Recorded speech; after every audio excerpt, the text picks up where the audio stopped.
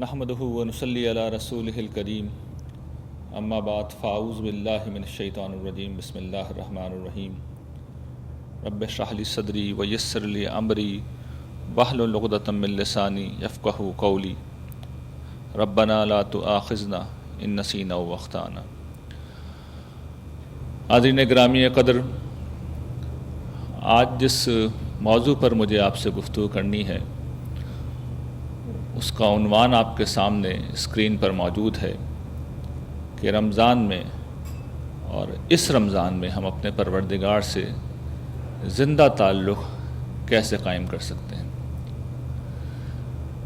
رمضان کی جو آیات سورہ بقرہ میں اللہ تعالیٰ نے بیان کی ہے، اس میں اللہ تعالیٰ نے ایک بات یہ بیان کی ہے وَإِذَا سَأَلَكَ عِبَادِي أَنِّي فَإِنِّي قَرِيبٌ أُجِيبُ دَعْوَةَ الدَّاعِ إِذَا دَعَانِ، کہ میرے بندے جب تم سے میرے متعلق پوچھتے ہیں تو انہیں بتا دو کہ میں تو قریب ہوں، بالکل قریب ہوں۔ اور دوسری جگہ پہ بیان کیا کہ رگ جاں سے بھی قریب ہوں، شہرک سے بھی قریب ہوں۔ اور یہاں یہ کہتے ہیں کہ پکارنے والا جب مجھے پکارتا ہے تو میں فوراً اسی وقت اسے جواب دیتا ہوں۔ یہ خدا کی قربت ہے۔ خدا تو قریب ہے اس لیے کہ وہ زندہ ہے، وہ ہر چیز کی خبر رکھتا ہے، وہ ہمارے سب احوال سے باخبر ہے۔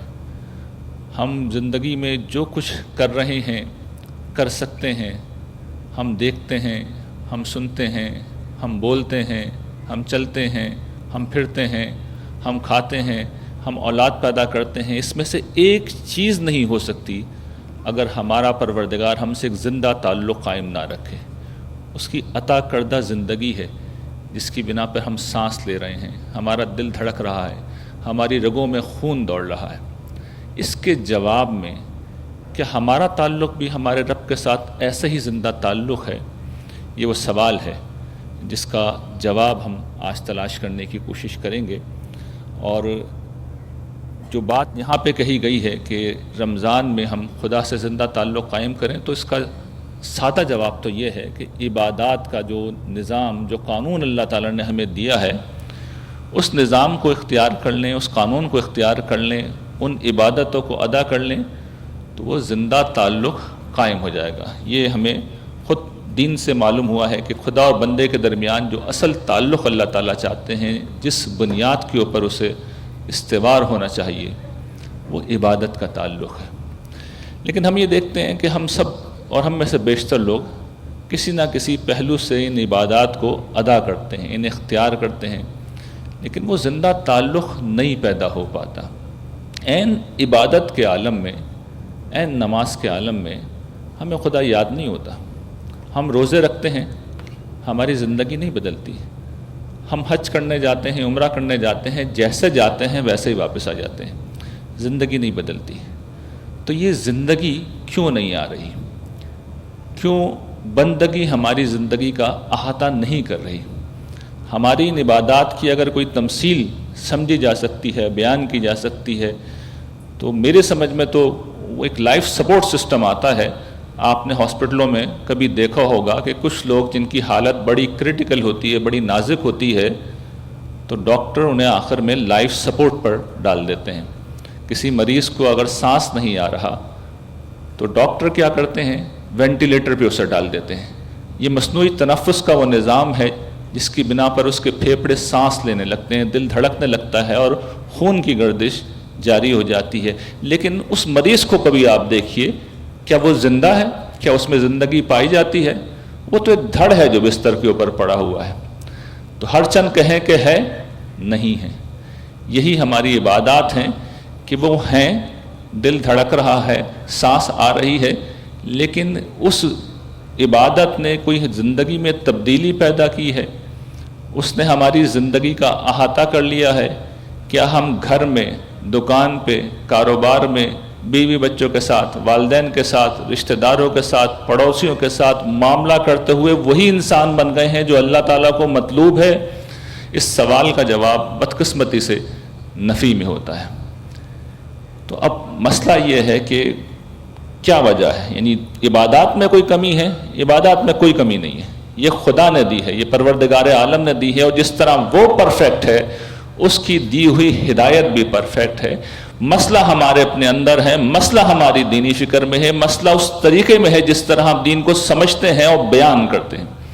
اور اس میں دو مسائل ایسے ہیں جو ہمارے مذہبی فکر میں اس وقت موجود ہیں، وہ تباہ کن ہیں۔ ہمارا مذہبی فکر وہ ہے جس نے انسانی تاریخ کا سب سے بڑا مذہبی ایکٹیویزم پیدا کیا ہے۔ مذہب کے نام پر اس وقت جتنے لوگ زمین پر حرکت کر رہے ہیں، جتنے لوگوں نے جانیں دی ہیں، جتنے لوگوں نے پیسہ دیا ہے، جتنے لوگوں نے زندگی دی ہے، ان کی مثال انسانی تاریخ میں نہیں ملتی۔ لیکن نتیجہ دیکھ لیجئے، آپ دیکھیں گے کہ مسلمانوں سے زیادہ اخلاقی طور پر پس دنیا میں کوئی قوم نہیں ہے۔ یہ رزلٹ ہے اس مذہبی ایکٹیویزم کا۔ تو کوئی مسئلہ ہے، کوئی پرابلم ہے۔ وہ دو پرابلم ہیں جو زندگی میں نے پوری زندگی لگانے کے بعد سمجھے، اور زندگی کا مشن یہی ہے کہ یہ بتایا جائے لوگوں کو کہ یہ پرابلم ہے، اس کو ٹھیک کرو۔ اس کے بغیر اگر دنیا میں نتیجہ نہیں نکل رہا تو اطمینان رکھو، جب پروردگار کے حضور آپ پیش ہوں گے تو اللہ تعالیٰ یہ کہیں گے کہ یہ وہ چیز نہیں ہے جو میں نے کہی تھی، یہ وہ چیز نہیں ہے جو میں نے کہی تھی، تم میرے نام پر کھڑے ہو کے کچھ اور کرتے رہے ہو۔ تو پہلی چیز کیا ہے وہ آپ کے سامنے ہے کہ دین کے اندر دیکھیے دو طرح کی چیزیں تعلیمات میں دین کی نظر آتی ہیں۔ ایک ایمان و اخلاق کی وہ دعوت ہے جس کے اوپر نجات موقوف ہے، جس کے اوپر آخرت کی فلاح موقوف ہے، جس کے اوپر اللہ تعالیٰ کے ہاں کسی شخص کے بندے ہونے یا نہ ہونے کا فیصلہ ہو جاتا ہے۔ اس کی حیثیت پہاڑ کی سی ہے، یہ ٹن ہے، یہ من ہے، گویا کہ اللہ تعالیٰ کے ترازو میں، اس کے عدل کے میزان میں یہ سیر کا باٹ ہے، یہ کلوگرام کا باٹ ہے۔ اور دوسری طرف کچھ اور چیزیں ہیں جن کی اہمیت سد ذریعہ کی ہے، مثال کے طور پر سد وسیلہ کی حیثیت ہے۔ یہ کچھ مستحبات ہیں، کچھ آداب ہیں، کچھ چیزیں اگر نیگیٹو سائٹ پہ دیکھیں تو مکروہات ہیں۔ ہمارے مذہبی فکر نے ان دوسری چیزوں کو اٹھایا اور آسمان کو پہنچا دیا، ان کو پہاڑ سے زیادہ نمایاں کر دیا۔ تو کرنے سے کچھ نہیں ہوتا۔ خدا کی میزان میں تو جس طرح خدا کے ایک جلیل القدر پیغمبر نے ایسے ہی دور زوال میں آ کے کہا تھا کہ تم لوگ مچھروں کو چھانتے ہو اور اونٹوں کو نگل جاتے ہو۔ بڑی بڑی چیزیں جن کے اوپر نجات موقوف ہے، جن کے اوپر دین کا سارا سمجھے مرکز ہے، محور ہے، جس دعوت کو انبیاء علیہ السلام لے کے آئے ہیں، ان کو تم نے غیر اہم بنا دیا۔ اور جو چیزیں نن ایشو ہیں ان کو تم نے بہت بڑا ایشو بنا دیا۔ تم کسی شخص کو نیک کہتے ہو تو ان دوسری چیزوں کی بنیاد پہ کہتے ہو، کسی کو متقی کہتے ہو تو ان کی بنیاد پہ کہتے ہو، حالانکہ خدا کی میزان میں یہ چند تولہ ہے، یہ ماشا ہے، یہ چند گرام ہے، اور تم سیر کو نظر انداز کیے ہوئے ہو، من کو نظر انداز کیے ہوئے ہو، ٹن کو نظر انداز کیے ہوئے، جو بڑی بڑی چیزیں ہیں وہ تمہارے نزدیک اہم ہی نہیں ہیں۔ تو یہ پہلا مسئلہ ہے، یہ پہلا مسئلہ۔ اور دوسرا مسئلہ یہ ہے کہ کچھ چیزیں واقعتاً سیر ہیں، عبادات ان میں سے ایک ہے جو پہاڑ کی طرح عظیم ہے، غیر معمولی ہے۔ خدا کی عبادت کوئی معمولی چیز نہیں۔ آج کل کے دور میں ایک اور یہ سلسلہ چل گیا ہے کہ جی خدا کے حقوق کی کوئی اہمیت نہیں ہے، یہ عبادات بڑی غیر معمولی چیز ہے، ان کی بڑی غیر معمولی اہمیت ہے، اس کے اوپر پورا دین منحصر ہے۔ لیکن اس میں ہم نے کیا کیا کہ ان عبادات کا ایک ہوتا ہے ظاہر، ایک ان کا قانون ہے، وہ بھی اپنی جگہ مقدس ہے، اس کی بھی اپنی اہمیت ہے، لیکن اس پہ اتنا زیادہ فوکس ہو گیا ہے کہ اس کی جو روح ہے، جو اصل ہے، جو حقیقت ہے، جو مقصد ہے، جو نتیجہ نکلنا چاہیے، وہ کوئی زیر بحث ہی نہیں ہے، اس کا احساس نہیں ہوتا، اس کا تصور، اس کا خیال نہیں ہوتا، وہ ہمارے لیے کوئی حیثیت ہی نہیں رکھتا۔ اور نتیجہ یہ نکلا ہے کہ جس طریقے سے اگر آپ کسی مردہ کو دیکھیں جس کی ابھی ابھی روح قبض ہوئی ہو تو آپ ایسا محسوس کرتے ہیں کہ ایک شخص سو رہا ہے، لیکن ہم جانتے ہیں وہ سو نہیں رہا، وہ تو مر گیا ہے، اور تھوڑے ہی دیر کے اندر اس کا جسم بو چھوڑ دے گا۔ ہم جلد سے جلد کوشش کرتے ہیں کہ اس کو اس کی قبر میں اتاریں۔ مردار یہ ہوتا ہے، جب روح نکل جائے تو یہ ہوتا ہے۔ تو ہماری عبادات میں سے بھی ہم نے روح نکال دی ہے، اس کے ظاہری ڈھانچے کو نہ صرف باقی رکھا ہے بلکہ ساری توجہ کا مرکز اسی کو بنا دیا، ساری توجہ کا مرکز اسی کو بنا دیا۔ اور اس کا نتیجہ یہ ہوتا ہے کہ پھر جو حضرت عیسیٰ علیہ السلام نے اسی دور زوال میں کھڑے ہو کے تعبیر اختیار کی تھی کہ تم چونا پھری ہوئی قبریں ہو، تم چونا پھری ہوئی قبریں ہو۔ تاج محل کتنا خوبصورت ہے، کتنا شاندار ہے، اندر سے کیا ہے؟ وہ قبر ہے، مردار ہے، ہڈیاں ہیں، گند ہے، غلاظت ہے، اندر یہ ہے، اور باہر سے بہت خوبصورت۔ تو یہ وہ مسئلہ ہے جو ہماری عبادات کے ساتھ ہو گیا ہے، اور اس کے نتیجے میں اب پرابلم یہ آ گیا ہے کہ ہم ساری عبادتیں کرتے ہیں اور ہمارے پروردگار سے زندہ تعلق نہیں قائم ہو پاتا. تو اس گفتگو میں میری کوشش یہ ہے کہ میں اختصار کے ساتھ کچھ اہم عبادات کو لوں جو عام طور پر رمضان میں لوگ اختیار کرتے ہیں اور پھر ان کی روح کی طرف آپ کو متوجہ کروں. اور اس کا نتیجہ آپ یہ دیکھیں گے کہ اگر آپ نے اس روح کو سمجھ لیا, اس اسپرٹ کو سمجھ لیا, اس حقیقت کو سمجھ لیا, تو آپ یہ دیکھیں گے کہ آپ کی زندگی کا یہ سب سے قیمتی رمضان ہوگا, زندگی کو بدل دینے والا انشاءاللہ یہ رمضان ثابت ہوگا. پہلی چیز ظاہر ہے کہ جس طرح عبادات کی ترتیب ہے میں اس طرح نہیں چل رہا, رمضان کے پہلو سے میں بات کروں تو قرآن مجید, ہم جانتے ہیں کہ رمضان کا مہینہ قرآن مجید کے ساتھ خاص ہے. شہر رمضان الذی انزل فیہ القرآن, رمضان وہ مہینہ ہے جس میں اللہ تعالیٰ نے قرآن کو نازل کیا ہے. تو ہم عام طور پر تو قرآن مجید کو اس طرح پڑھتے ہیں کہ سمجھتے ہی نہیں ہیں, اور ہمیں یاد ہے بچپن میں خود ہم ریس لگاتے تھے, 1 قرآن 5 قرآن 10 قرآن ختم کر لیے, 2 قرآن 3 قرآن ختم کر لیے. تو ریس کرتے ہیں ہم, کمپٹیشن کرتے ہیں, سمجھتے نہیں. اس کی مثال ایسے ہی ہے کہ جیسے کوئی شخص ایران سے اس کا تعلق ہے, اردو کا اس کو ایک حرف نہیں آتا, وہ اس مجمع میں آ کر, اس جگہ آ کر اگر میری تقریر سنے گا تو اسے کیا فائدہ ہوگا. وہ ہو سکتا ہے عقیدت کے ساتھ سر جھکا کے بیٹھ جائے کہ کوئی دین کی بات ہو رہی ہے, اچھی بات ہو رہی ہوگی, تو اس احساس کے سوا کچھ لے کے نہیں جائے گا, کوئی ہدایت لے کے نہیں جائے گا. اور قرآن مجید اپنا تعارف شروع سے یہی کراتا ہے کہ ھدی للمتقین ھدی للناس, یہ قرآن کی حیثیت ہے, یہ اس کا مقام ہے. اچھا, کچھ لوگ ہیں جو قرآن کو سمجھ کے پڑھتے ہیں, لیکن وہ مسئلہ یہ ہے کہ چونکہ مچھروں کو چھاننا اور روٹوں کو نگل جانے کا ذہن ہے, نن ایشو اس کو ایشو بنا لیا, تو پورے قرآن میں سے ان کو جو اہم ترین چیزیں نظر آتی ہیں وہ وہی نظر آتی ہیں جن کی خود کوئی اہمیت نہیں ہے, جو ان کا اپنا اجتہاد ہے, اپنا فہم ہے. دین کی اصل تعلیم, دین کی بنیاد, جس پر نجات موقوف ہے, جس پر جنت موقوف ہے, جس پر جہنم میں انسان جا سکتا ہے, اس کو سرسری سے پردے چلے جاتے ہیں, اس کو وہ اہمیت نہیں دیتے. تو یہ قرآن مجید کے ساتھ ہم نے مسئلہ کر دیا. چنانچہ لوگ قرآن پڑھتے ہیں, چاہے سمجھ کے پڑھیں, انہیں حاصل کچھ نہیں ہوتا. جب حاصل کچھ نہیں ہو رہا تو بیکار ہے, وہ حاصل نہیں ہو رہا جو مطلوب ہے تو بیکار ہے. تو اب یہ سمجھ لیجئے کہ قرآن مجید کیا ہے. دیکھیے, قرآن مجید اللہ کا کلام ہے. آپ کہیں گے تم نے ہماری معلومات میں کون سا اضافہ کر دیا, ہمیں بھی پتہ ہے کہ اللہ کا کلام ہے, لیکن اللہ جانتے ہیں کون ہے. اللہ آسمان و زمین کا خالق ہے.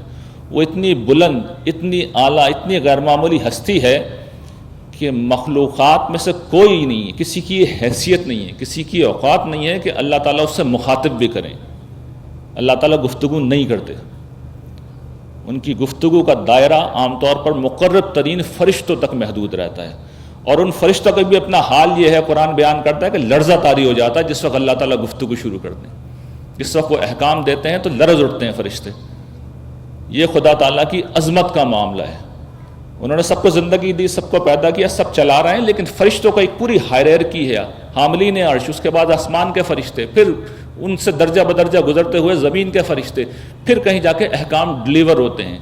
فرشتوں میں بھی اتنے درجات ہیں, جس طرح بیوروکریسی کے درجات ہوتے ہیں کہ ایک جناب آپ کا سیکریٹری ہوتا ہے, اس کے نیچے پھر آئی جی ہوتا ہے, پھر ڈی آئی جی ہوتا ہے, پھر ایس ایس پی ہے, پھر ڈی ایس پی ہے, اور پھر اس کے نیچے انسپیکٹر, اور پھر کانسٹیبل. تو کانسٹیبل کی سطح پہ حکومت کے احکام جو ہوتے ہیں پولیس کے تحت امن و امان کے, وہ امپلیمنٹ ہوتے ہیں. تو فرشتوں کا معاملہ بھی یہی, ان کی جو ہائرارکی ہے اس میں سے جو سب سے ٹاپ کے اوپر فرشتے موجود ہیں, اللہ تعالیٰ ان کو ہی ایڈریس کرتے ہیں.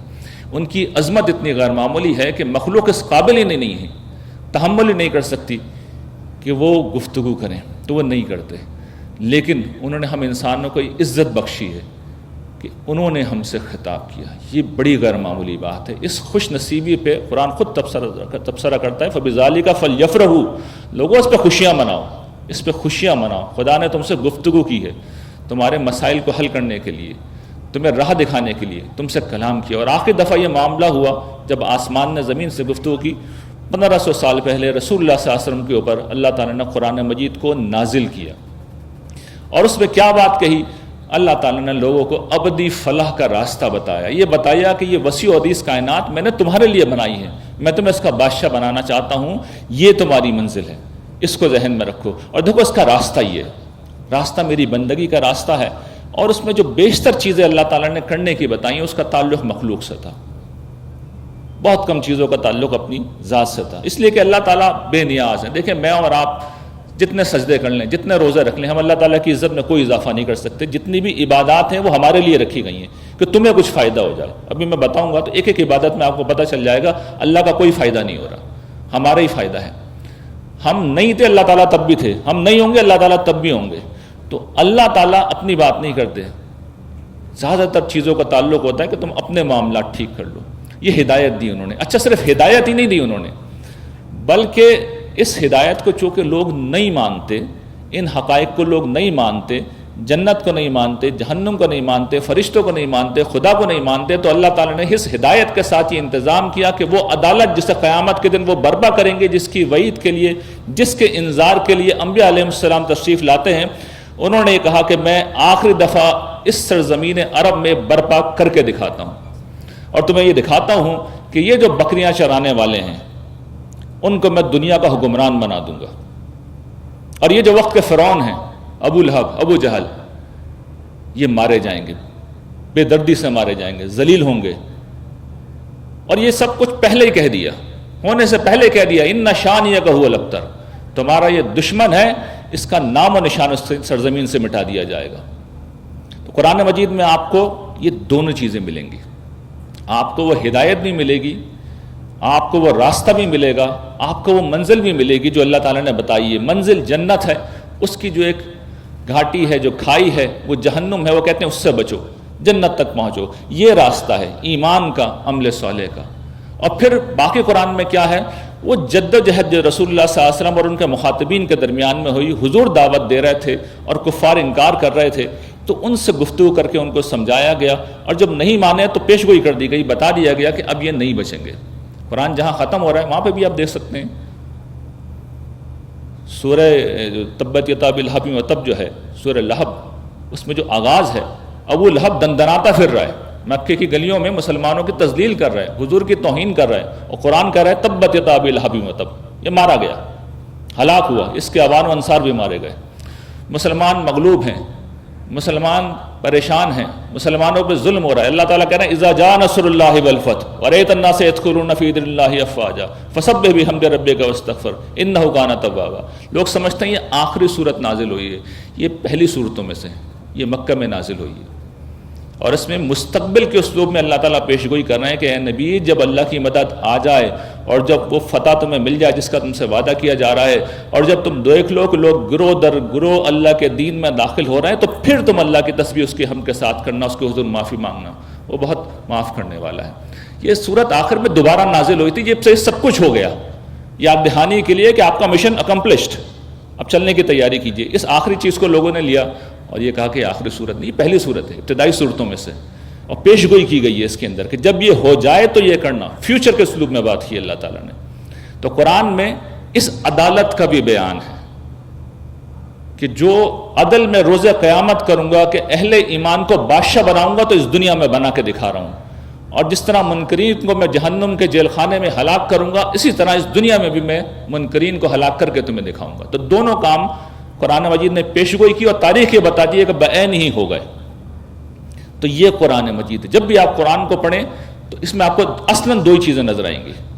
جب آپ پڑھیں گے تو اب آپ میں یقین پیدا ہوگا کہ اگر 1500 سال پہلے عرب میں حضور نے جو کچھ کہا وہ بعین ہی پورا ہو گیا, تو اب جو کچھ وہ آخرت کے بارے میں کہہ رہے ہیں اس میں کیا شک ہے کہ وہ بھی بعین ہی پورا ہوگا؟ کوئی شک ہے اس کے اندر؟ اگر تبت یدا ابی لہب وتب پورا ہو سکتا ہے, ان شانیہ هو الابتر پورا ہو سکتا ہے, اللہ کی مدد آ سکتی ہے, لوگ گروہ در گروہ دین الہی میں داخل ہو سکتے ہیں, تو پھر جنت کی بستی بھی بلا شک و شبہ آباد کی جائے گی. اس میں لوگوں کو, صالحین کو سرفراز کر کے وہاں پر جگہ دی جائے گی, ابدی زندگی شروع کی جائے گی. وہ سب کچھ وعدے جو قرآن میں ہیں وہ پورے کیے جائیں گے, اور اسی طرح جو منکرین ہیں ان کو جہنم رسید کیا جائے گا. اس کے ہونے میں بھی کوئی شک نہیں ہے. یہ ہے جو قرآن مجید آپ کو میسیج دے رہا ہے. تو قرآن کو اس رمضان میں پڑھیں, سمجھ کے پڑھیں, اور اس پس منظر میں پڑھیں, تو آپ کا ایمان معرفت کی نئی بلندیاں چھو لے گا. ورنہ جہاں اتنے رمضان گزرے ہیں, ایک رمضان اور گزر جائے گا, جہاں اتنا قرآن ختم کیے ہیں ایک قرآن اور ختم ہو جائے گا. دوسری چیز, روزہ. دیکھیے روزے کے ساتھ بھی ہم لوگ یہی سلوک کرتے ہیں. میں اکثر توجہ دلاتا ہوں کہ گویا کہ ایک میکینیکل سوئچ لگا ہوا ہے ہمارے اندر, جو رمضان کی چاند راتوں کو آن ہو جاتا ہے اور ہم سب نیک بن جاتے ہیں, اور عید کی چاند رات کو میکینیکل سوئچ خود بخود آف ہو جاتا ہے اور ہم سب فوج کی جس طرح اصطلاح ہے جیسے تھے پرانے اسٹیٹس میں واپس آ جاتے ہیں. ایک سوئچ لگا ہوا ہے, آٹومیٹک لگتا ہے کچھ ہو رہا ہے. قرآن تو یہ نہیں کہہ رہا, قرآن نے تو دوسری بات کہی ہے, یا ایھا الذین آمنوا کتب علیکم الصیام کما کتب علی الذین من قبلکم لعلکم تتقون. یہ مقصد بیان کر رہے ہیں, یہ تبدیلی آنی چاہیے, تم میں تقوی پیدا ہونا چاہیے, تمہاری زندگی بدلنی چاہیے. نہیں بدل رہی تو پرابلم ہے. پرابلم کیا ہے؟ کیا شریعت میں نہیں, شریعت تو ہم پوری کرتے ہیں. صبح صادق سے لے کر غروب آفتاب تک ہم کھانے پینے سے اور ازواجی تعلق سے باز رہتے ہیں. یہ شریعت ہے روزے کی. اس قانون کو تو ہم پوری طرح نبھاتے ہیں, اس طرح نبھاتے ہیں کہ سخت ترین گرمیاں ہیں, گلے میں کانٹے پڑے ہوئے ہیں, پیاس سے حالت خراب ہے, طویل روزوں کے اندر بھوک سے آدمی کی طبیعت نڈھال ہو رہی ہے, مگر ایک لقمہ نہیں کھاتے اور ایک گھونٹ پانی کا نہیں پیتے. اس درجے میں ہم پابندی کرتے ہیں. لیکن اس کے ساتھ ساتھ آنکھیں آوارہ, زبان بے لگام, ہاتھ پاؤں, غصہ آ گیا کسی کو لگا دیا, یہ سب کچھ ہمارے معاشرے میں ہو رہا ہوتا ہے. حسد ہمارے اندر ہوتا ہے, کینہ ہمارے اندر ہوتا ہے, بغض ہمارے اندر ہوتا ہے, تکبر ہم کر رہے ہوتے ہیں. ہمارے اندر وہ ساری منفی چیزیں ہوتی ہیں جن سے اللہ تعالیٰ نے منع کیا, اور یہ عین روزے کے حال میں ہو رہا ہوتا ہے. روزے کے اندر ہم سب کچھ ہوتے ہیں, کر رہے ہوتے ہیں. ہم نے روزے کی اسپرٹ کو نہیں سمجھا, یہ ہے مسئلہ. روزے کی روح کو نہیں سمجھا. روح کیا ہے؟ دیکھیے, روح اللہ تعالیٰ نے خود بیان کر دی, اس کی شریعت میں پوشیدہ کر دی. روزے کی شریعت یہ ہے کہ انسانی ضروریات میں سے سب سے بڑی ضرورت کھانے پینے سے روک دیا, اور انسانی خواہشات میں سے سب سے بڑی خواہش میاں بیوی کے تعلق سے روک دیا. اور اس کے بعد یہ میسج دیتے ہیں اللہ تعالیٰ, زبان حال سے میسج دے رہے ہیں کہ میرے بندوں, میرے بندیوں, اس کے بعد جو کچھ چیزیں میں تمہیں منع کرتا ہوں, جن سے رکواتا ہوں, وہ اس سے کچھ ہلکی ہوتی ہیں. اس سے زیادہ کچھ نہیں کہتا میں تم سے, اور تم یہ کر رہے ہو, تم نے کر کے دکھایا ہے. تم نے اپنی قوت ارادی کو دریافت کیا ہے کہ سخت ترین حالات میں بھی تم پورا دن بھوکے بھی رہ سکتے ہو, پیاسے بھی رہ سکتے ہو. اگر کبھی سحری نہیں بھی کیے تب بھی روزہ نہیں چھوڑتے تم لوگ. جان پہ بن آئے لوگ, ہم نے تو نہیں دیکھا کہ لوگوں نے روزہ توڑا ہو. جب تک ہاتھ پاؤں ڈھیلے نہ پڑ جائیں لوگ روزہ نہیں توڑتے. اس درجے کی قوت ارادی کو استعمال کرتے ہیں. تو جب یہاں پر تم نے میری نافرمانی کو نو کہنا سیکھ لیا ہے تو باقی جگہوں پہ بھی سیکھ لو. تو ہمیں جب گلے میں پیاس سے کانٹے پڑیں تو سوچنا چاہیے کیا کر رہے ہیں, کیوں کر رہے ہیں. پانی جا کے پی لیں, اتنی تکلیف اٹھانے کی کیا ضرورت ہے. تو آپ کا دل بتائے گا پانی تو نہیں پی سکتے. پوچھیں کیوں پانی نہیں پی سکتے, جواب ملے گا اللہ نے روکا ہے. سوال کریں اپنے آپ سے تو بھیا اللہ نے اور بھی بہت سے کاموں سے روکا ہے, اس نے اور بھی بہت سے کاموں سے روکا ہے. اور جب دل یہ کہے گا کہ ہاں ان سے بھی رکنا چاہیے تو اب تقویٰ پیدا ہو گیا. تقویٰ یہی ہے. روزہ ہمیں ہماری برداشت سے آگاہ کرتا ہے, ہمیں صبر دیتا ہے, اور یہ صبر ہے جو نیکی کی راہ کو ممکن بناتا ہے. زندگی میں دیکھیے بڑے دکھ آتے ہیں, بڑی محرومیاں آتی ہیں, بڑی مشکلات آتی ہیں, لوگوں کی طرف سے بڑی ایذا رسانی کا سامنا کرنا پڑتا ہے. لیکن جو حضور نے بات فرما دی کہ تم کہہ دو کہ میرا روزہ ہے, کوئی گالی دے, کوئی برا بلا کہے, تم کہہ دو میرا روزہ ہے. تو میں نے ایک آرٹیکل لکھا ہے نا, ایک صاحب, ایک عارف نے یہ بات کہی ہے کہ ہم اس دنیا میں ایک دن کے لیے آئے ہیں اور ہم نے اس دن روزہ رکھ لیا, تو پوری زندگی کے لیے روزہ رکھ لیا. اب کوئی گالی دیتا ہے تو دے, برا بلا کہتا ہے تو کہے, زیادتی کرتا ہے تو کرے, میرا روزہ ہے, میں جواب نہیں دوں گا. کیوں؟ اس لیے کہ حضور یہ کہتے ہیں کہ بندہ جب افطار کرتا ہے تو گویا کہ وہ جنت کا تجربہ کر لیتا ہے. ساری پابندیاں ہٹ گئیں, پیٹ بھر کے کھانا کھاؤ, پیٹ بھر کے پانی پیو. تو یہ جنت کا ایک تعارف ہے جو بندہ مومن کر لیتا ہے کہ کل قیامت کے دن میں اللہ کے حضور پیش ہوں گا تو وہاں پہ بھی اللہ تعالیٰ کہیں گے میرے بندے, میری بندی, ساری پابندیاں اٹھ گئیں, جو دل چاہے اب کرو. قرآن نے کہا نا وَلَكُمْ فِيهَا مَا تَشْتَهِي أَنفُسُكُمْ وَلَكُمْ فِيهَا مَا تَدَّعُونَ, جو تمہارا دل چاہے گا, جو تم مانگو گے. اس سے بڑی بات کہی نہیں جا سکتی, یہ صرف عالم کا پروردگار کہہ سکتا ہے. جو تمہارا دل چاہے گا, جو تم مانگو گے تمہیں دیا جائے گا. تو ساری پابندیاں اللہ تعالیٰ اٹھا لیں گے. جب منزل یہ ہے, جب ہدف یہ ہے, جب مقام یہ حاصل کرنا ہے, تو پھر پورے زندگی کے لیے بھی ہم روزہ رکھ لیں گے. اور یہی تقویٰ ہے, یہی تقویٰ ہے. اس احساس کے ساتھ اگر آپ روزے رکھیں گے تو آپ دیکھیں گے آپ کے اندر چینج کا پروسیس شروع ہو جائے گا, تبدیلی آنا شروع ہو جائے گی, تقویٰ پیدا ہونا شروع ہو جائے گا. اسی کا منتہا کمال جو ہے وہ اعتکاف کی عبادت ہے. اس میں ایک اور عبادت بھی ہوتی ہے. تو عبادت اعتکاف کی جب ہم کرتے ہیں تو ہم کیا کرتے ہیں, اسی اطاعت کو ہم کمال درجے پہ پہنچا دیتے ہیں. پہلے ہم نے کھانا پینا چھوڑا تھا, اب گھر چھوڑ دیا, کاروبار بھی چھوڑ دیا, مسجد میں جا کے بیٹھ گئے. پہلے تعلق و زن و شو دن میں روکے تھے، وہ رات میں بھی رک گئے، اپنے آپ کو اللہ کے لیے وقف کر دیا، زندگی بس خدا کے لیے ہی ہے۔ تو یہ اسی اطاعت کا کمال ہے۔ لیکن ظاہر ہے کہ یہ فرض نہیں ہے، جن لوگوں کو اللہ تعالیٰ توفیق دے وہ یہ کریں۔ لیکن ہم جانتے ہیں کہ لوگ اعتکاف کرتے ہیں، الحمدللہ جیسے جاتے ہیں ویسے باہر آتے ہیں، اس لیے کہ اسپرٹ سے واقف نہیں کہ کرنے کیا گئے تھے۔ کمال اطاعت ہے، سب کچھ چھوڑ دیا، سب کچھ چھوڑ کے آئے ہیں، اس کے بعد واپس جا کے دکان پہ پھر بے ایمانی کریں گے کیا؟ یہ ہو نہیں سکتا نا۔ اگر آپ نے اسپرٹ سمجھ لی ہے تو آپ یہ کر نہیں سکتے۔ گھر چھوڑ کے آئے ہیں تو واپس گھر میں جا کے پھر وہی سب کچھ کریں گے جو کرتے آ رہے تھے، یہ ہو نہیں سکتا اگر اسپرٹ واضح۔ دیکھیں انسان ایک نفسیاتی مخلوق ہے، انسان ذہنی مخلوق ہے، انسان اس دھڑ کا نام نہیں ہے۔ سائنسدان بتاتے ہیں کہ ہمارا یہ دھڑ تو 10 برس کے اندر بالکل بدل جاتا ہے۔ ہر سیکنڈ میں پرانے سیل مر رہے ہیں، پرانے سیل مر رہے ہیں اور نئے سیل پیدا ہو رہے ہیں۔ 10 سال میں یہ پروسیس پورا ہوتا ہے، جسم تو پورا بدل جاتا ہے۔ لیکن آپ رہتے ہیں، میں رہتا ہوں، وہ ہماری شخصیت ہے، وہ ایک نفسیاتی وجود ہے، وہ ایک ذہنی وجود ہے۔ اس کو خدا سے متعلق ہونا چاہیے، اس کو خدا سے متعلق ہونا چاہیے، زندگی اس کے اندر ہوتی ہے، اس کو ہم ریلیٹ نہیں کرتے۔ تو روزے کو اس طرح ریلیٹ کریں، اعتکاف کو ریلیٹ کریں۔ اور پھر سب سے بڑی عبادت نماز، پرستش کی انتہا، بندگی کی انتہا، خدا کا قرب، واسجد واقترب، خدا کا قرب حقیقی معنوں میں اگر کوئی شخص تجربہ کرنا چاہے تو آدمی کر سکتا ہے، سجدے کے عالم میں کر سکتا ہے۔ اور آپ دیکھیے کتنی خوبصورتی سے ہماری جو زندگی ہے 5 پہروں میں تقسیم ہے۔ اب تو خیر ہم پہر میں زندگی نہیں گزارتے، گھنٹوں میں گزارتے ہیں، جب سے کلاک ہمارے ہاتھوں میں، گھڑی ہمارے ہاتھوں میں ہوتی ہے۔ لیکن پرانے زمانے کے لوگ 3 پہر سوتے تھے رات میں اور 5 پہر وہ کام کرتے تھے۔ صبح کا پہلا پہر، دوپہر سے پہر جسے عصر کہتے ہیں، ظہر کہتے ہیں، پھر مغرب، پھر عشاء۔ ہر پہر کے آغاز کے اوپر ایک نماز ہے جو رکھ دی گئی۔ اور نماز کیا ہے؟ آپ کو دنیا سے کاٹا جاتا ہے، تم ناپاک ہو، پاک ہو، وضو کرو۔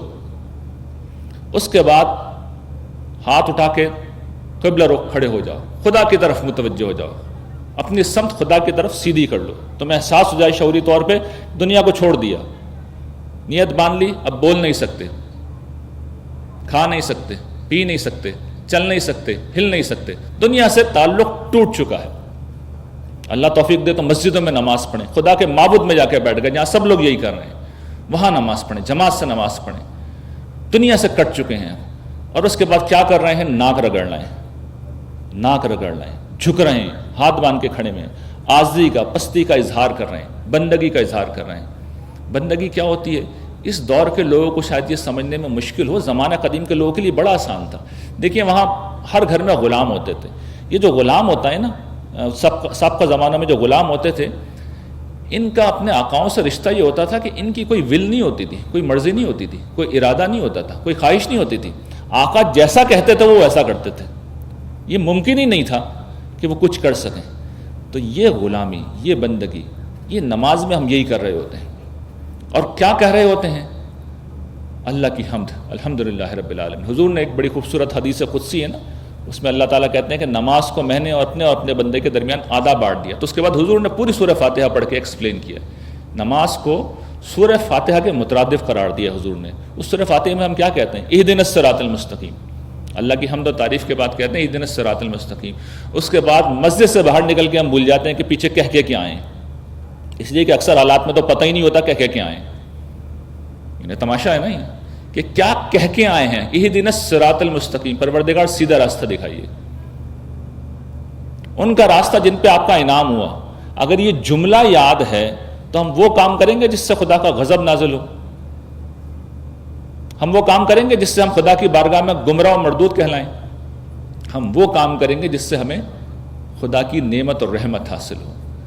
اگر اسپرٹ یاد ہے، اسپرٹ خود قرآن نے بیان کی۔ حضرت موسیٰ کو اللہ تعالیٰ نے جب بلایا، پہلی دفعہ مکالمہ کیا تو ان سے جملہ کیا کہا تھا؟ اقم الصلاۃ لذکری، نماز کو قائم کرنا، میں تمہیں یاد رہوں گا۔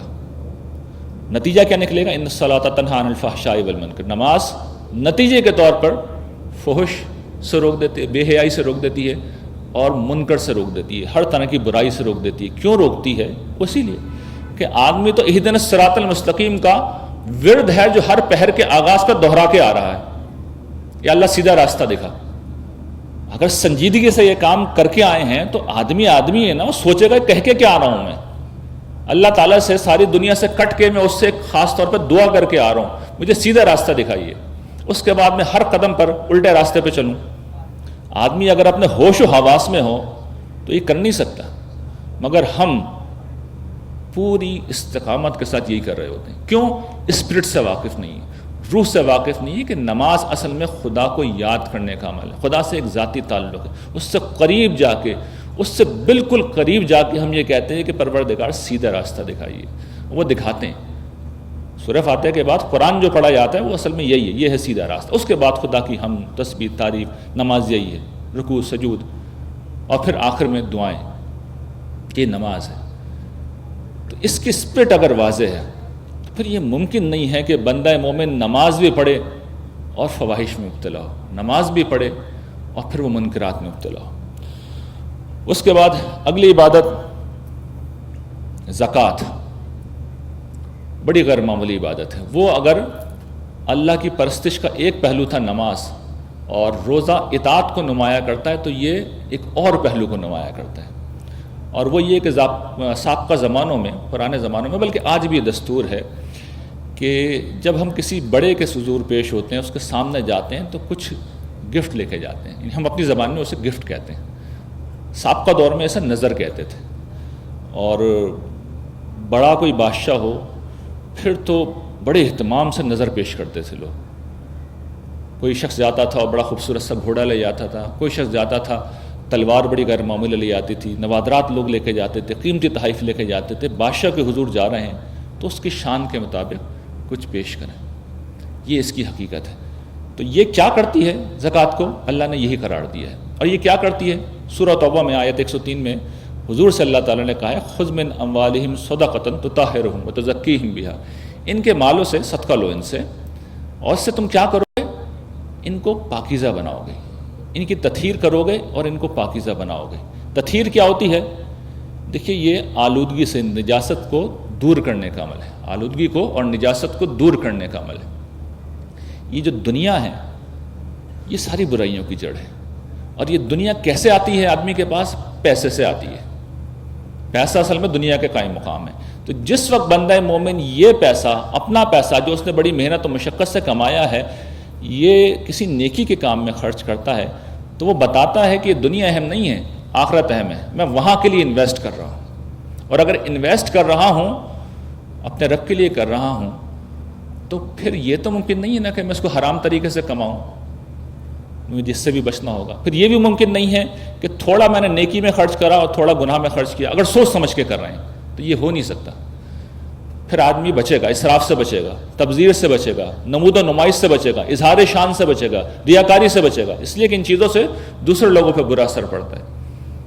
آدمی اچھی زندگی گزار سکتا ہے، جو چاہو کھاؤ، جو چاہو پیو، اسراف نہ کرے، تکبر نہ کرے، اظہار شان نہ کرے، فضول خرچی نہ کرے۔ تو ان سب چیزوں سے آپ کا انفاق اگر صحیح پس منظر سے کیا گیا ہے تو بچائے گا۔ دوسری چیز یہ ہے جو اس سے بھی بڑی چیز ہے، تزکیہ کرتا ہے، پاکیزہ کرتا ہے۔ کیسے پاکیزہ کرتا ہے؟ تزکیہ کا مطلب یہ ہوتا ہے کہ آپ کے اندر ایمان کی ایک نشو و نما پیدا ہوگی، آپ کا ایمان بڑھے گا۔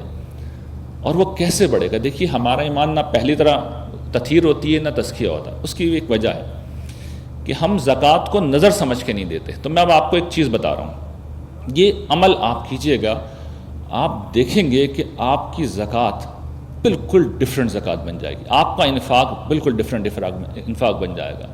اور اس کے لیے آپ کو کرنا یہ ہے، ہم کیا کرتے ہیں جب زکوٰۃ عام طور پہ کیلکولیٹ کرتے ہیں تو رجسٹر کھولتے ہیں، اپنا اکاؤنٹ دیکھتے ہیں، بھئی اتنے پیسے ہیں، 2.5% کے حساب سے یہ زکوٰۃ ہم نے الگ کر لی۔ اس کے بعد کوئی غریب آتا ہے، ضرورت مند آتا ہے، ہم دے دیتے ہیں، دین کی نصرت کے کسی کام میں ہم دے دیتے ہیں۔ تو ہم ایک میکینیکل پروسیس سے اس کو فارغ کر دیتے ہیں۔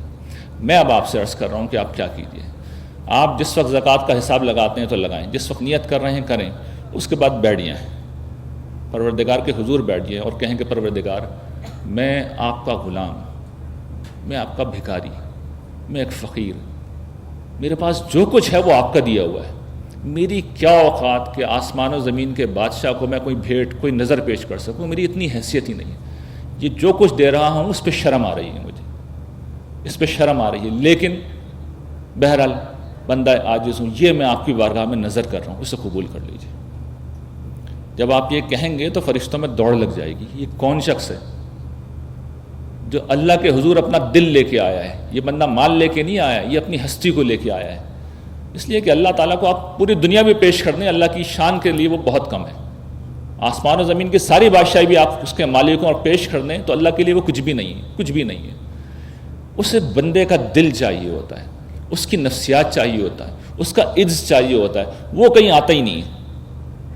تو اسے پیش کیجیے، اسے پیش کیجیے پروردگار یہ فقیر کا بیٹا، فقیرنی کا بیٹا، بھکاری کا بیٹا، بھکارن کا بیٹا آپ کی بارگاہ میں حاضر ہے، یہ حقیر سا نظر آنا ہے، اس کو قبول کیجیے۔ یہ اسپرٹ جس وقت پیدا ہوگی اس کے نتیجے میں یہ انفاق اللہ تعالیٰ اٹھائیں گے، اسے آسمان و زمین کے برابر کر دیں گے، چھوٹی سی چیز بھی بڑھا کے کہاں سے کہاں پہنچا دیں گے۔ تو جب بھی انفاق کریں، بلکہ ابھی یہ تجربہ کر سکتے ہیں، مجھے معلوم ہے ہر دفعہ پروگرام میں لوگ آتے ہیں، کچھ نہ کچھ ڈونیشن دیتے ہیں، چھوٹے بڑے کی اللہ کی یہاں کوئی اہمیت نہیں ہوتی، اسپرٹ جا رہی ہوتی، اسپرٹ جا رہی ہوتی ہے۔ اس وقت بھی اگر آپ نے تو پہلے اپنی کرسی پہ بیٹھ کے اللہ تعالیٰ کو مخاطب کریں، آپ دیکھیں گے کہ محبت کا، قرب کا ایسا تجربہ آپ کے اوپر گزرے گا جس کو آپ نے زندگی میں کبھی نہیں فیس کیا ہوگا۔ یہ میری بات آج کی نشست میں کچھ اور یاد نہ رہے، اس کو بس یاد رکھیے گا، یہ حاصل نشست ہے۔ خدا کو آپ کا وجود چاہیے، آپ کی شخصیت چاہیے، آپ کی محبت، آپ کی عقیدت چاہیے، پیسہ نہیں چاہیے، آپ کا سجدہ نہیں چاہیے، آپ کا رکوع نہیں چاہیے۔ وہ تو قانون بنا دیا گیا ہے، اس لیے کوئی طریقہ ہونا چاہیے جس کو سب فالو کریں۔ جب یہ اسپرٹ ہوگی، جب یہ جذبہ ہوگا تو پھر انسان کا بس نہیں چلے گا کہ وہ سب کچھ اپنے مالک کے اوپر نچھاور کر دے۔ اور جس طرح ایک جلیل القدر پیغمبر نے کہا تھا کہ آدمی کا دل وہاں ہوتا ہے جہاں اس کا مال ہوتا ہے، تو پھر مال جہاں ہوگا یعنی آخرت میں، جنت میں، تو پھر دل بھی اصل میں انسان کا وہیں پہ لگا رہے گا۔ ورنہ لوگ رخیص بن کے زندگی گزارتے ہیں، پیسے بچاتے رہتے ہیں، بخل کرتے رہتے ہیں۔ اس پہ حضور نے بڑا خوبصورت تبصرہ کیا ہے۔ آدمی کہتا ہے، ابن آدم کہتا ہے میرا مال، میرا مال۔ یہ تمہارا مال کیا ہے؟ تمہارا مال وہ ہے جو تم نے کھایا پیا اور اس کو پہن لیا، برت لیا، کنزیوم کر لیا، باقی سب تمہارے وارثوں کا مال ہے، سب پیچھے چھوڑ کے جاؤ گے۔ ہم سمجھتے ہیں ہمارے پاس بہت پیسہ ہے جی، بینک اکاؤنٹ میں اتنے پیسے ہیں، گاڑیاں اتنی ساری ہیں، بنگلہ اتنا بڑا ہے۔ جو آپ کنزیوم کر رہے ہیں اصل میں وہ آپ کا ہے، باقی سب وارثوں کا ہے۔ کسی وقت بھی موت کا فرشتہ آئے گا اور کفن جس میں جیب نہیں ہوتی اس طرح لے کے جائے گا، اور بتا کے نہیں آتا وہ۔ یہ جو معصوم چھوٹے چھوٹے بچے مر جاتے ہیں، نوجوان مر جاتے ہیں، یہ نصیحت ہوتی ہے کہ موت کا انتظار نہیں کرو کہ موت آئے گی بڑھاپے میں، وہ کسی وقت بھی آ سکتی ہے، اور جب آئے گی تو حساب کتاب کا موقع نہیں دے گی۔ اس وقت کچھ دینا بھی چاہو گے تو قبول نہیں ہوگا۔ آزادی کے ساتھ دینا، ساری ہماری قدر و قیمت یہ ہے کہ فرشتے گن پوائنٹ پہ لے کے نہیں کھڑے ہوئے، ہمیں کسی نے گن پوائنٹ پہ نہیں لے رکھا، ہم آزاد ہیں، ہم خود مختار ہیں، ہم جو چاہیں کر سکتے ہیں۔ اس چیز نے ہماری قدر و قیمت بڑھا دی ہے، ورنہ پتہ بھی نہیں ہلتا خدا کی مرضی کے بغیر، پتہ بھی اپنی جگہ سے جنبش نہیں کرتا۔ تو نظر کا یہ جذبہ ہونا چاہیے، یہ احساس ہونا چاہیے۔ جب یہ احساس ہوگا تو پھر آپ کا انفاق آسمانوں کو، زمین سب کو بھر دے گا۔ اور آخری عبادت رمضان میں اس میں سے عمرہ ہی ادا کرتے ہیں، لیکن حج اور قربانی بھی ہمارے یہاں چونکہ ماشاءاللہ لوگ کرتے ہیں، اس کی بھی اسپرٹ سمجھ لیجیے۔ وہ مال کی نظر تھی، یہ اب زندگی اور جان کی نظر ہے، یہ زندگی کی اور جان کی نظر ہے۔ عمرے میں دیکھیں ہم کیا کرتے ہیں، گھر بار چھوڑتے ہیں، وطن چھوڑتے ہیں، اور احرام پہن کے حرم حاضر ہو جاتے ہیں۔ مطلب یہ کہ اب دنیا کی ساری زینتوں کو ہم نے چھوڑ دیا اور حرم کے چکر لگاتے ہیں، طواف کرتے ہیں۔ مطلب یہ کہ خدا کو اپنی زندگی کا مرکز اور محور بنا لیا۔ اس کے بعد صحیح کرتے ہیں، خدا کی راہ میں صحیح و جہاد کی ایک تمثیل ہے جو گویا کہ اس کا عملی مظاہرہ کرتے ہیں، اور آخر میں ہم حلق کرتے ہیں، یعنی گنجے ہوتے ہیں، بال منڈواتے ہیں، یا پھر قصر کرتے ہیں، بال ترشواتے ہیں۔ یہ خواتین ہوتی ہیں تو ایک لٹ کاٹ کے بھی علامتی طور پہ یہ کام ہو جاتا ہے۔ یہ ہے ہی علامت، کس چیز کی علامت ہے؟ علامت اس چیز کی ہے کہ پروردگار میں اپنے گھر سے آیا، دنیا کی زینتوں کو چھوڑا، آپ کے گرد پھیرے لگائے، اور اب بال کٹوا کے، یہ بتا رہا ہوں زمانہ قدیم میں کسی کو غلام بنایا جاتا تھا تو اس کے بال کاٹے جاتے تھے، اسے گنجا کیا جاتا تھا۔ تو میں بال کٹوا کے یہ بتا رہا ہوں کہ میں غلام بننے آیا ہوں، اتنی دور سے میں آپ کا غلام بننے آیا ہوں۔ میں آزاد ہوں، آج تک آزاد تھا، میری ماں نے مجھے آزاد جنا تھا، لیکن آج میں غلام بننے آیا ہوں، مجھے غلام بنا لیجیے۔ تو کوئی جاتا ہے اس طرح؟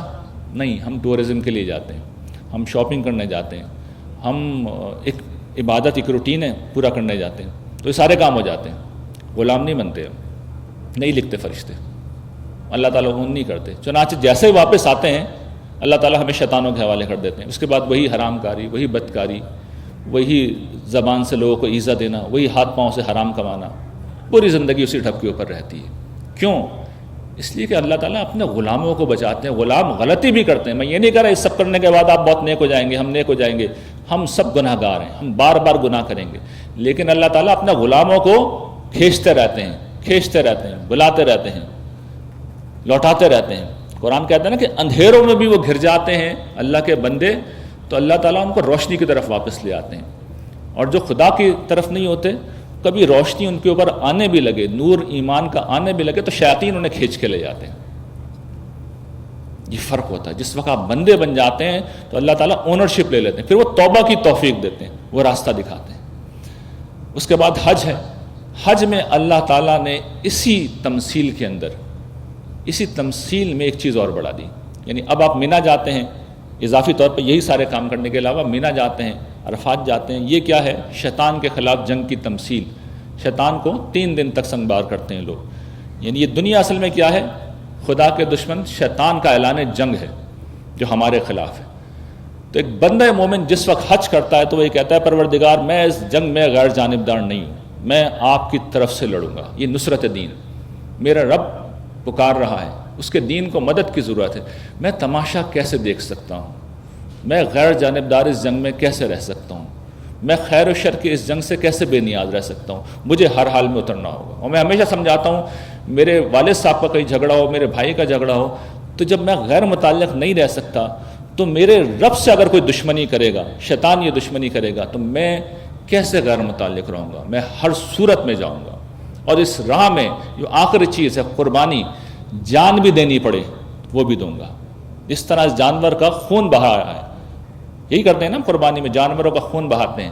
تو ہم تو خیر وہ ٹکے کھانے کے لیے سب کچھ کر رہے ہوتے ہیں، لیکن اصل اسپرٹ کیا ہونی چاہیے؟ ٹکے کھانے نہیں، یہ بتانا ہے کہ پروردگار ایسے اگر میرا خون بھی بہا تو بہے گا، میں نہیں ڈرتا موت سے، نہیں پرواہ مجھے اس چیز کی، جو سچ ہے اسے میں بیان کروں گا، جو حق ہے اسے بیان کروں گا، اس راہ میں کسی ملامت کرنے والے کی ملامت کی پرواہ نہیں کروں گا، چاہے جان دینی پڑے۔ تو یہ زندگی کی نظر، خدا کے لیے مرنے اور مٹنے کا جذبہ، یہ خدا کو اتنا محبوب ہے کہ یہ جو عبادت ہے یہ منتہائے کمال ہے ساری عبادات کا۔ اس کے بعد پھر وہ حضور کہتے ہیں سارے گناہ معاف، سارے گناہ معاف، اس کے بعد معاف ہوتے ہیں۔ وہ ہمارے جیسے حج سے معاف نہیں ہو جاتے کہ گئے اور چکر لگائی اور شاپنگ کی اور آ کے جناب پھر بیٹھ گئے۔ تو اللہ تعالیٰ کہتے ہیں بندہ جو ہے اس کی روح تو پاکستان میں رہ گئی، گھر میں ہی رہ گئی، کاروبار میں رہ گئی، شاپنگ میں رہ گئی، وہ روح کہاں ہے؟ فرشتے بھی ڈھونڈتے رہتے ہیں نامہ اعمال میں، روح ہے کہاں؟ وہ بندہ تو چکر لگا رہا ہے، اس کی روح کہاں ہے؟ بلکہ اللہ معاف فرمائے، ہم نے تو یہ دیکھا ہے وہاں پہ جاتے ہیں لوگ، خود قرآن نے بھی توجہ دلائی ہے، خواتین کو تنگ کرتے ہیں، آپس میں لڑتے ہیں، گناہوں فلا رفث ولا فسوق ولا جدال، یہ سب قرآن کے الفاظ ہیں، یہ سب کچھ ہو رہا ہوتا ہے۔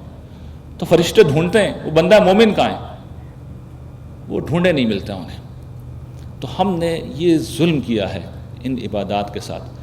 تو جو قرآن کہتا ہے نا وما ظلمونا، انہوں نے ہم پہ کوئی ظلم نہیں کیا، ولکن کانوا انفسہم یظلمون، یہ اپنے اوپر ظلم کر رہے ہیں۔ تو یہ عبادات کا خوبصورت ترین قانون ہے جو اللہ تعالیٰ نے دیا، بے مثل ہے، بڑا غیر معمولی ہے، اتنی خوبصورت چیز ہے کہ جس کی کوئی حد نہیں۔ اس کو اس کی اسپرٹ کے ساتھ جس وقت ہم اختیار کرتے ہیں تو زندگی بدلنے لگتی ہے، سب کچھ بدلنے لگتا ہے، خدا سے ایک زندہ تعلق پیدا ہوتا ہے۔ اور میں پھر دہرا دوں، ایسا نہیں ہوتا کہ آپ سمجھیں کہ اس کے بعد گناہ نہیں ہوں گے، گناہ ہوں گے، دیکھیے جب تک زندہ ہیں ہوتے رہیں گے، لیکن گریں گے پھر اٹھ جائیں گے، پھر چلنے لگیں گے، پھر پھسلیں گے پھر اٹھ جائیں گے، پھر چلنے لگیں گے۔ شیطان بھی مایوس ہو جائے گا کہ اس شخص کو پرماننٹ گمراہ نہیں کیا جا سکتا، اس کو ہٹایا نہیں جا سکتا، اس لیے کہ خدا آخر میں جب ہم سے کچھ نہیں ہوگا تو خدا گود میں اٹھا کے لے جائے گا۔ خدا اپنے بندوں کو کبھی نہیں چھوڑتا، یہ بات یاد رکھیے گا، خدا اپنے بندوں کو کبھی نہیں چھوڑتا، لیکن اپنے بندوں کو نہیں چھوڑتا۔ نفس کے بندوں کو چھوڑ دیتا ہے، تعصب کے بندوں کو چھوڑ دیتا ہے، شیطان کے بندوں کو چھوڑ دیتا ہے، فرقہ واریت کے اسیروں کو چھوڑ دیتا ہے، ظاہر پسندی کے اسیروں کو چھوڑ دیتا ہے، اپنے بندوں کو نہیں چھوڑتا، اپنی بندیوں کو نہیں چھوڑتا۔ بندے بنیے اس کے، اور بندے بننے کا طریقہ یہی ہے کہ عبادت کو اس کی روح کے ساتھ اختیار کیجئے۔ جس وقت آپ عبادات کو ان کی روح کے ساتھ اختیار کریں گے تو آپ دیکھیں گے کہ دنیا بدل گئی، زمین بدل گئے، آسمان بدل گئے۔ اس رمضان میں یہ عہد کیجئے کہ یہ رمضان انشاءاللہ ایک زندہ رمضان ہوگا، اس رمضان میں ہم زندہ عبادات کریں گے اور اپنے رب سے ایک زندہ تعلق پیدا کریں گے، اور وہ تعلق پھر آپ دیکھیں گے کہ اللہ تعالیٰ کی توفیق سے آپ کی زندگیوں کو ہمیشہ کے لیے بدلے گا۔ وآخر دعوانا ان الحمد للہ رب العالمین۔